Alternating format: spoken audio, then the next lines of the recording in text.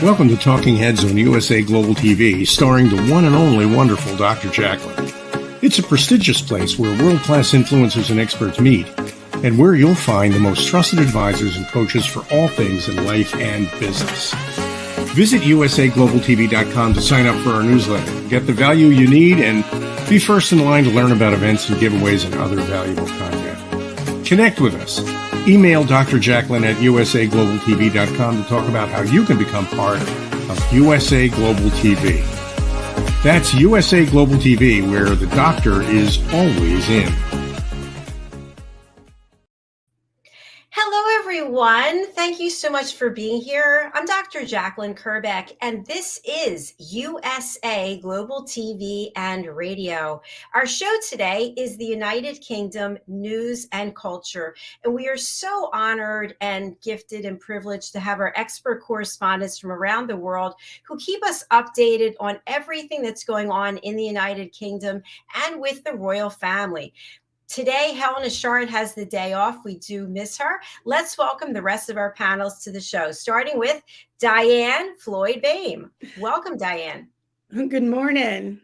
Nice to see you. Thanks. Thanks for being here. And let's welcome Ian PELHAM Turner. Hello. Well, it's good afternoon from us. So I've always wondered if we're ever going to be ahead of America. I don't think so, but only in time, if nothing else. It's nice to have you with us. And also Simon MacDonald, welcome. Hello, everybody. It's nice to be back again. I'm sorry I've been off the last couple of weeks or so. And in the intervening time, or period, the clocks have changed here. So we've had an hour extra lying in the morning, but it's just adjusting to the new time to join in with the show. Well, I remember this from last year that we're 4 hours apart, and then soon next week we'll be 5 hours apart again, and everything will be back to normal, whatever normal is, right?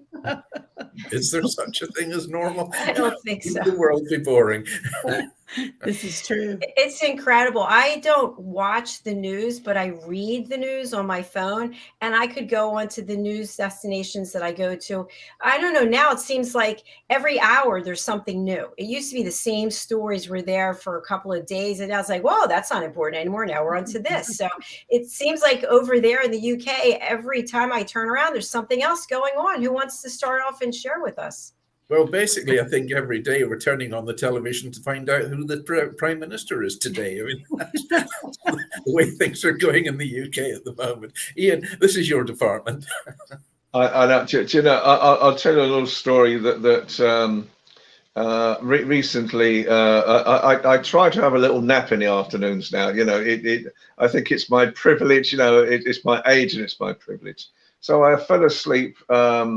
And we had Liz Truss as Prime Minister, and I woke up a couple of hours later to find that we've now got Rishi Sunak. You know, it's like, you know, things are changing so fast at the moment in politics, and a lot of politics are coming in because we are the hosts, or we are the presidency, I should say, of COP26, the eco-friendly environment for the world, where they all try to sort of make changes to the world at the moment. But Rishi Sunak, our Prime Minister, has decided not to go, or has he? Because now Boris Johnson has announced he's going to COP26, or the Egyptian equivalent now, because we are still having the presidency until it's handed over. Then King Charles was going to go to COP26, and he's been told not to go to COP26.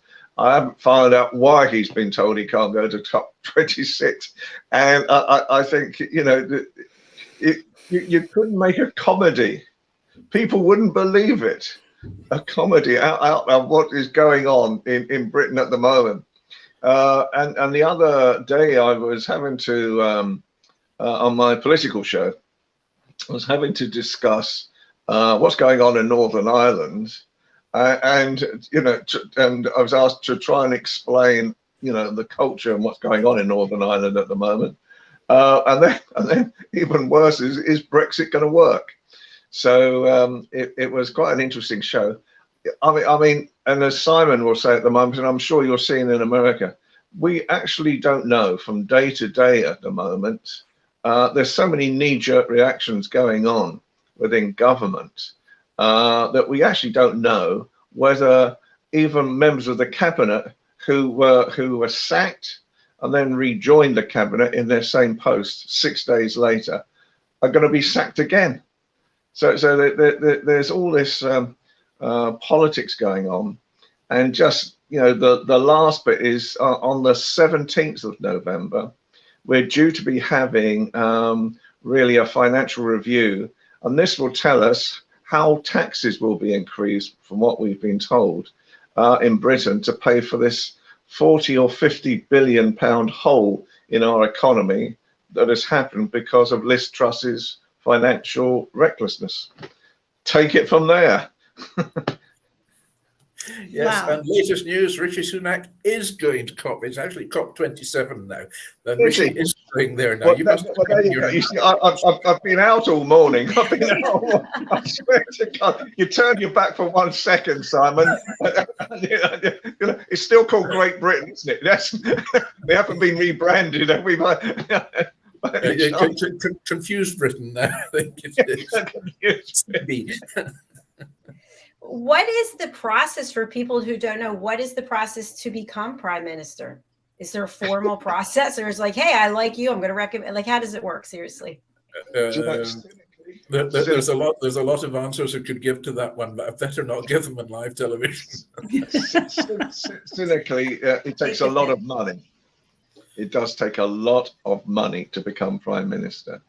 And there was a program a few years ago on Boris Johnson, and he had they interviewed what apparently were the 3 financial backers for Boris Johnson to try and help him become prime minister, and that was 5 million that they said they had donated in order to get Boris Johnson and get him to sort of get through Brexit, or his form of Brexit, or some other form of Brexit, or goodness knows what Brexit he was really talking about at all.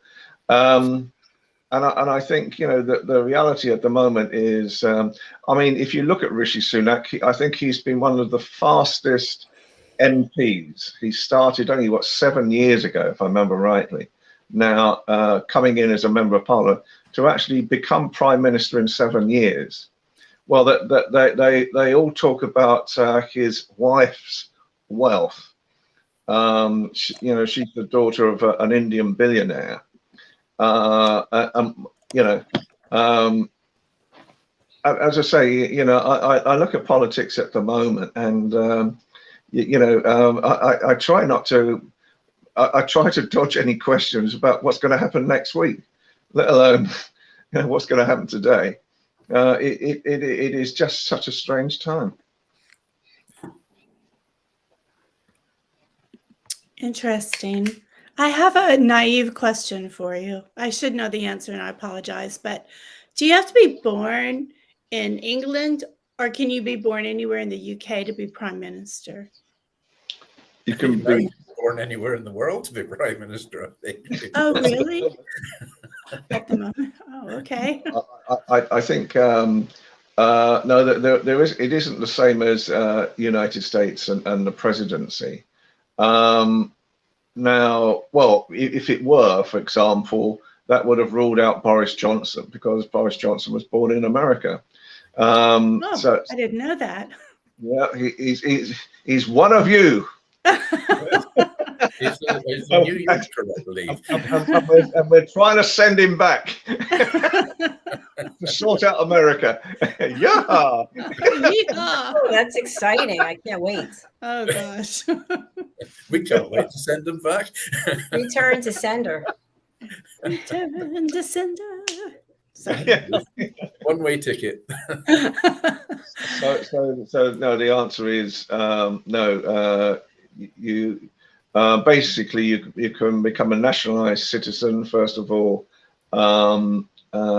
Not a nationalized, a naturalized. What am I talking about? A naturalized citizen. And once you become that, then you can become a member of parliament.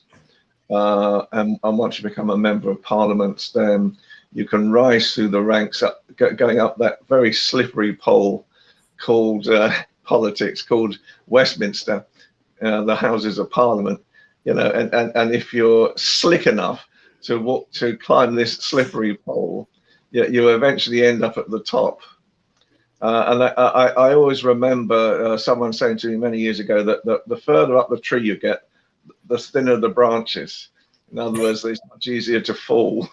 I thought you were going to say the more nuts there are. No. Yeah, it became, you know, as I say, you know, at the moment, I mean, I'm hoping, and I put a message out yesterday or today. I've lost track of the days. Such has been my most exciting life at the moment. Not, you know, because I want to try and collect as many TV stations in the world, including obviously USA Global TV, to actually form some sort of liaison, be putting out stories, messaging, and we can share stories with each other, and almost like a United Nations of television. And hopefully, you know, that the shows will last long enough, just in case there's any changes while we're on air. Because even this is starting to happen now, where the other day, I forget what it was, but there was, we were on air doing the Sky Show the other day, and something dramatic happened right in the middle of the show. And of course, so then, you know, well, you know what it's like. So from there upwards, we're fine. We're like swans. From underneath, we're going like this. Reading the entire script of the show at the same time as we're having to address this breaking news. And I swear to God, you know, I mean, if I had a heart pacemaker, and I'm thinking of having one fitted anyway. I swear to God, I don't, you know, you don't know what's going to happen next in this country. Well, Simon will tell you as well. Oh, absolutely. I mean, it's just one second to the next. I mean, the old saying was, and I use the word old saying advisedly, was a week in politics is a long time. Well, it seems that half an hour in politics is a pretty long time now as well. So there we are, Rishi Sunak. Suddenly today, from this morning, he sort of turns around and said, yeah, I'm going to COP27. What's everybody's problem? So it's, which is quite a big deal, because, you know, we've been host of it. Actually, dare I get a bit patriotic and say Scotland really hosted it last year in Glasgow. But, you know, United Kingdom was host last year, and I thought, I think it'd be pretty bad if we didn't turn up to this year's event. And I think Ian hit the nail on the head there when, you know, he pointed out that Boris Johnson's going to it. So Rishi Sunak said, we'd better take reinforcements and so on anyway. So that's why he's going along. And I think there's several others going along as well. But apparently the king is still not allowed to go. So there we are. I just don't get it. I don't understand why. You know, it's. I would have thought something like ecology is apolitical. You know, it's not. I mean, he's not. All he and to be honest, he's probably one of the best fisheries in the world. So, oh, hello. Ding, ding, ding, ding, It's ding. UK time. It's UK time. It's tea time. It's tea toiler time. Tea time. This is where we go to the commercial break and we're all having a cup of tea. I do have a question, which I don't know if either of you would like to answer it, but for people who don't know, or they're wondering, what are the different responsibilities between the Prime Minister and the King/royal family? The Prime Minister is supposed to be political, and the King and the royal family are not supposed to be political. There is a little bit of cross synergy goes on from time to time, not necessarily supposed to. But I think this could well have been Liz Truss and Rishi Sunak thinking, better not get King Charles going there, because he does tend to go across the boundary, and he can be quite outspoken on matters which verge on politics. So I think they were just trying to politely muzzle him. to prevent him from going and and causing embarrassment, which in fact our prime ministers can do with the greatest of ease without the aid of royalties. So the prime minister doesn't speak about the royal family or any of the things the royal family is doing, and vice versa. But oh, sorry. Carry on. Sorry. I don't think. Well, yeah, I think the prime minister will speak about royalty. You've got to be very careful what you say about royalty. You know, hark back to a couple of centuries ago. If you say the wrong thing, you're put in the Tower of London and never seen again.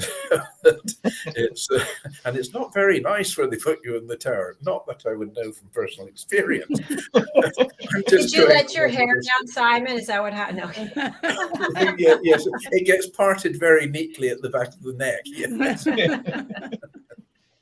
But I think the problem was, and for many years there was an occasion called Spidergate, and Spidergate was I had to protect Charles. I can't remember. Spidergate is, you know, it feels like it's an eternity since I even defended him on that.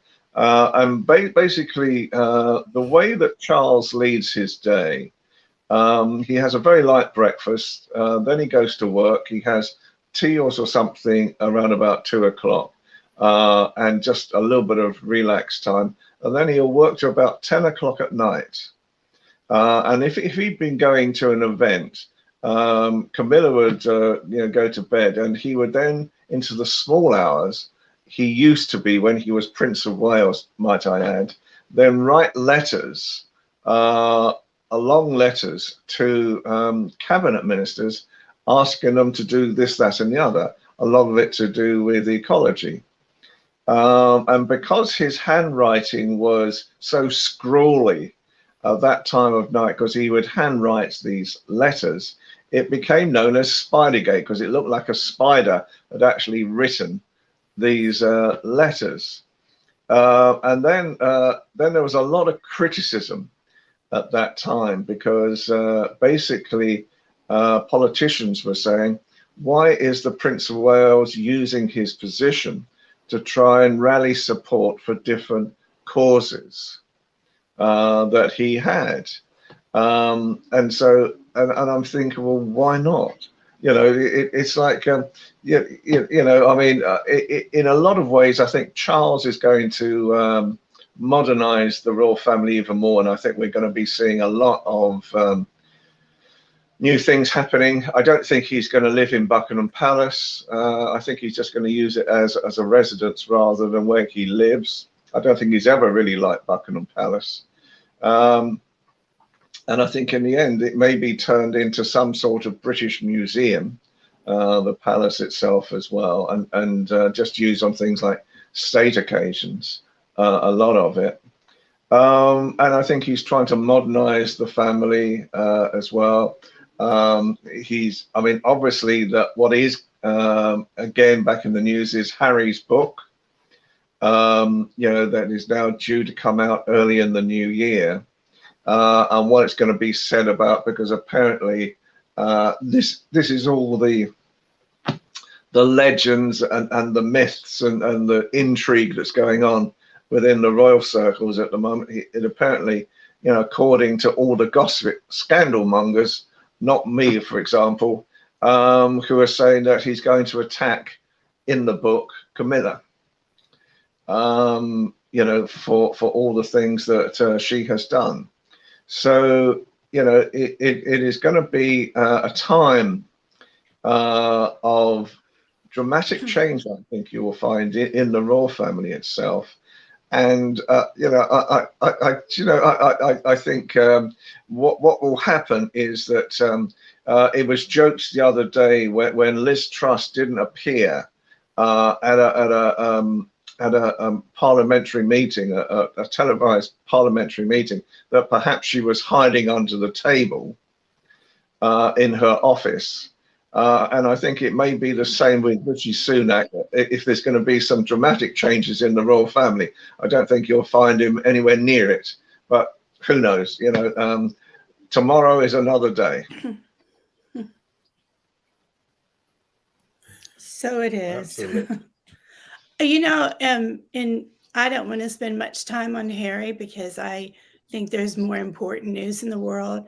I just find it very sad that you would attack your family, and that makes that it's really sad. And I will say that in one of the I don't read magazines unless you're at the doctor's office, and then you're like intrigued to see what junk is going to be in there, and it stated exactly what you said, Ian, attacking Camilla, and I find that rather sad because in a family it takes two, right, when things don't go well. So that's all I have to say. I think I've not so much Harry. I've protected Meghan a lot, and I've stood up for Meghan and got a lot of bric-a-brac back on myself because of it. Because I truly feel that there were racist issues when Meghan came to Britain, I don't think there may have been issues over how she dealt with people. I don't know, but my guess is that there was a lot of misinformation coming out as well at the same time. And I think at the moment, I mean, when the two of them came over for the Queen's celebrations in St. Paul's, I went on a TV show and attacked how they were treated at that event. They were ostracized, and they were made to look foolish. That there was no two ways about it. And that I've only trended a few times in my career, but boy, did I trend on social media across the world after that one. For me, you're quite right. I think they all need to come together. Britain needs a strong royal family. There's no two ways about it, because they are one of our best exports as well for the future, to actually sort of be able to do that. I don't know the full ins and outs of, Camilla or Kate or whoever caused the problems in the first place, as with Meghan. But I, as you know, I've worked with Diana quite a bit in the past, and I saw so many similar traits in Meghan. It's almost like I have to admit, and I don't know whether this is a good thing to sort of say on American television or not, but I admire people like Michelle Obama as well, because when she came to Britain, she went to black schools in London, where they're predominantly sort of young black schoolgirls, and they couldn't believe she'd come. They could not believe that she had come to talk to them. That's the world I want to live in. Amen. I agree 100%. That's the world we should live in.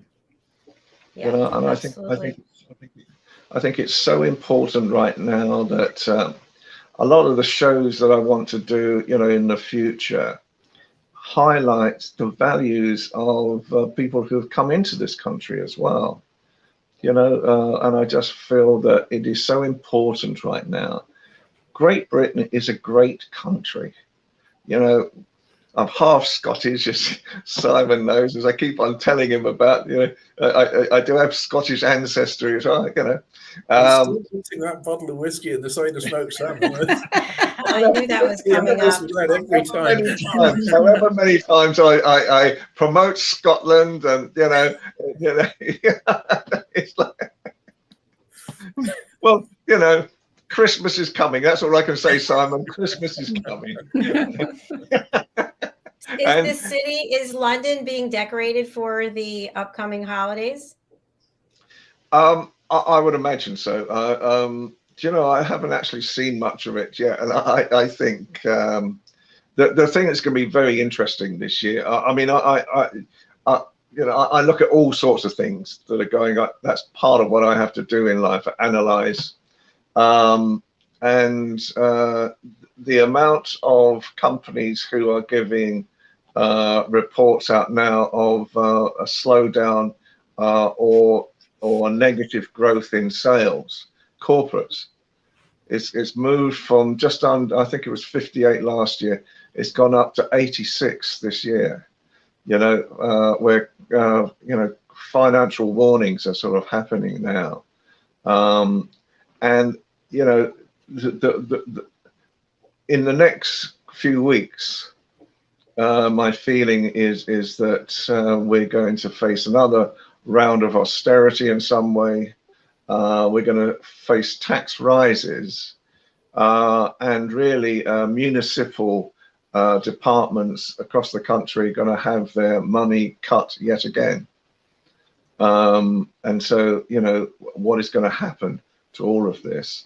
And, you know, it is, you know, it's almost living, you know, I think Charles Dickens would have loved to have lived at this time, you know, because I think the types of things that he saw in the 19th century when he was writing about London, we may see again. You know, the deprivation that's starting to happen. And there was a report out recently that up to 2 million children will go to school hungry this next year. You know, and that's just a frightening one example of what seems to be happening right now. That's devastating news. Yeah, and It with sure the energy is. crisis on just now as well, I mean, there's a lot of the councils and towns and cities apparently are not going to go ahead with their Christmas decorations and lights this year because of the cost of electricity.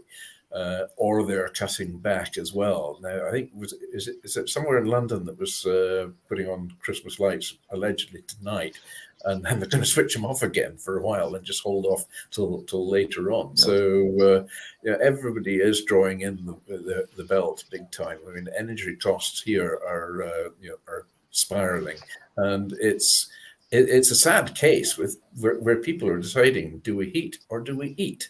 Because electricity costs and gas costs have got so prohibitively expensive that it's a tough choice they've got to make. And with interest rates going up as well, then those who've got mortgages or bonds have got you know, huge increases in the amount they're having to pay. So yeah, it's tough times, tough times for most people now as well. And but at the same time, and I think the one thing we do need to say, and Simon, I'm sure will back me up on this, we're a resilient race. You know, We're tough as old boats, we are, yes. You know, we are a resilient race, and we have to come out of this period. And I think that's why I think it's so important for what we do in television to actually build bridges, build harmony as well, not only within Great Britain itself, but within the world, and especially in America. You know, I think because of Northern Ireland situation, Joe Biden is not going to give us any trade deal right now. I think that you know, that's almost written in stone at the moment, because he is so focused on Northern Ireland with his ancestry at the same time. I don't think we're going to sort of have that right now. And I think, you know, the reality is that I mean, I was actually hoping that they might have found a new job for Boris, which would have been ambassador to Washington. You know, you know, I thought, you know, if you're going to send him back, I mean, Boris will probably will make so much noise in Joe Biden's ear, he's forced to do something. You know, it's like, you know, it's like sort of sending our general across, our general of a battalion across of nonsense and politics to just be constantly talking in his ear about Northern Ireland, and he might do something. Just to get him out of the country again. But I think, you know, at the moment, yeah, you know, we've got to find ways. Perhaps it's me, I don't know. We've got to find ways of making this a better world. Yeah. Yeah, I think there as well that if we send Boris across to the States to speak to Biden, he'll be so pleased to send him back again that he'll give us any deal we want. You see, There might be method in the madness there. that's the premise. You see, we could start to back Boris to send Boris to Biden. Send Boris back. Hey, there, Sounds there you go. Send Boris to Biden. There's your poster Special right there. Yeah. Special delivery. I love it. We could have bumper stickers made up, and Lots of opportunities. B2B, But I do like your idea, Ian, of bringing global television channels together from all over the world to help formalize a consistent, powerful, meaningful message. I think it's so important, and I know we've been talking private as well, JACALYN, and my apologies, because every few days I've been saying something different at the moment, and it's like, oh, Ian, what does he want today? Oh. do you know, and it's because I'm so confused myself. Like, I wake up in the mornings and I wonder what's going to happen next here. In Britain at the moment. I mean, every morning. Well, as I say, I went out to a meeting this morning. I come back and Sunak is now going to Egypt. It's like you can't make it up. Literally. I mean, this is what the fear of what's known as rolling 24-hour news, which is really what we have these days, was that they would have to sex up stories 2 or 3 o'clock in the morning just for anybody who was awake to listen to, and that was the premise of how 24-hour rolling news was going to start. And even now, one of the most interesting things that have been happening, I've always been interested in the law. And now we're even broadcasting. I know it happens a lot in America, but we're even starting to broadcast chief justices in the Old Bailey in London giving out sentences to murderers.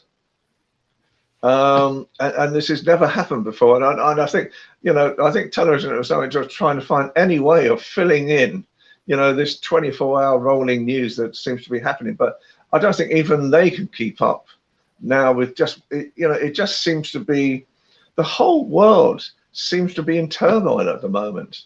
These terrible things that were happening in South Korea, for example, and then we had a firebomb attack in London, on an immigrant center. It just seems like that. Where is the good news? Where is the positive news? I think that's partly where I want to sort of lead. There must be good people doing good things in this world at the same time. There are, but I agree with you. Yeah. Yeah. There's a couple of us left, I think. Yeah. But the old saying, good news does not sell. But I always disagreed with that, and the reason why. Your video has sold. but the reason why I've always said that is that when newspapers, and obviously a large part of my career was in national newspapers. When I first went into what's known as Fleet Street, which was which we used to call the street of shame, which is where journalists like myself used to congregate and try to sort of make head or tail of what a politician was doing or what Britain was going to do, what the world was doing at the same time in our national newspapers. The circulation of our newspapers was huge. So when I started in the 1970s, the average newspaper, whether it was a broadsheet or a red top, would have been about 3 to 5 million. Nowadays, I think the largest selling paper, the Sun newspaper, which is a Murdoch paper, used to have almost 5 million a day. I think it's below 2 million now. Now, for me, the reason why that was that there was so much bad news being put onto the front pages of newspapers. People were turning off reading newspapers anymore. So I don't think bad news sells at all. I think, because who wants to be feeling depressed over the breakfast table? This is true. Yeah, that's But very it's true. the guessing game.